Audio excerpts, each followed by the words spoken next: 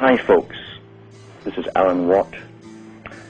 Tonight I'm bowing to a little bit of pressure. I don't normally bow to any kind of pressure, but this will tie in with some of the talks I've given in the past, and it's about the culture creation industry, how ideas are downloaded into people's minds via fiction primarily, using high drama with emotion plus crisis, the situation in a movie and drama, the tremendous method of getting points across. It's almost like coupling an idea with the drama, and it's downloaded like a virus into your subconscious, and you're being programmed, and it's called predictive programming. The technique is ancient, and it's an old science. Plato, in his Republic, talks about the culture industry of his own day, and how it was essential not only for maintaining control over the people by the elite, but that they had to control everything that was given to the public. In other words, anything the public saw in drama on stage was authorized. Not only was it authorized, in ancient Greece, traveling troops of players would come into the cities and do their rounds, and it was compulsory to attend. Everyone, even the slaves, had to attend at least one performance, because just like today, they had their agenda and their schedule and their upgrading of the system, and it was done primarily through fiction, because the old saying is monkey see, monkey do. And we emulate what we see, especially when it's done in a typical hero and heroine form. The male will project himself into the hero's part and identify with the hero character, and the female, at least in the old days before all the vast estrogen stuff in their food and so on, and inoculations, the females used to look towards the heroine. This is an ancient science. It's never ever given up, and actors are hereditary. The families in acting can go back probably hundreds, maybe some of them maybe thousands of years. Specialized sections of society, once more, and they marry each other and intermarry within even smaller ranks. What's more interesting is the producers, the magicians, you might say, who understand and have a full grasp of what is to be conveyed to the audience, what messages must be imprinted in them, in their minds, and he knows the techniques and how to do this perfectly, a perfect science. Now, what's interesting is that back in the 1960s, the Royal Institute of International Affairs and its American branch, Council on Foreign Relations, had one of their international meetings. They held it in England to decide which country, using its film industry, would create the international culture of the future. And this was in the newspapers back then. And it was ultimately agreed upon that Hollywood would be given the job to create the worldwide culture for the general public, for a global society. And it would also be coupled with the music industry, obviously, because they go hand in glove, as Plato said, plus the fashion industry. Plato mentioned that too, and he called it the fashion industry in ancient Greece. Nothing, the more things change, the more they stay the same. And if something works, you don't want to change it. Why change it? Formula of human behavior is just a science. Each part of the direction that you want to go into is just the ability to understand the formulas involved and what buttons to push and what sequence. And if it's done in the right way, the right presentation, with the right propaganda, the public will react and do exactly as they're being programmed to do. It's worked in the past, it will work in the future.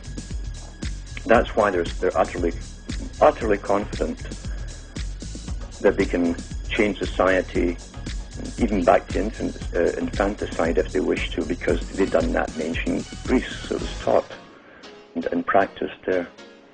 So anything can be reintroduced if it's been done in human society before. You just have to know the formula to introduce it. So Hollywood, this amazing industry, probably one of the biggest exports now, maybe the only one left in the US apart from the military.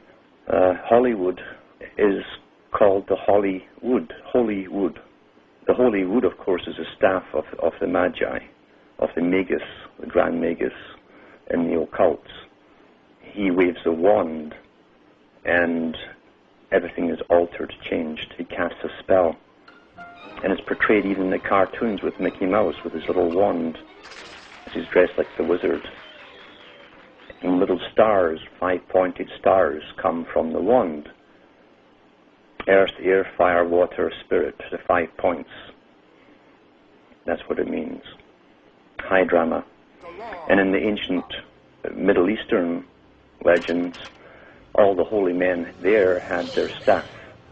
We even find it in the Old Testament, as Moses has the little contest with the Pharaoh's Magi, and they play it changing sticks into snakes and back again, which is a good trick. But the trick of conducting a spell over the audience is by using a staff, the holy wood. The holy wood also, on another level, is the grove, because in ancient times and in the present times, the bigger boys like to meet in specialized places across the planet in their holy groves. Very, very important. There's much more to this even in Jewish folklore about the groves.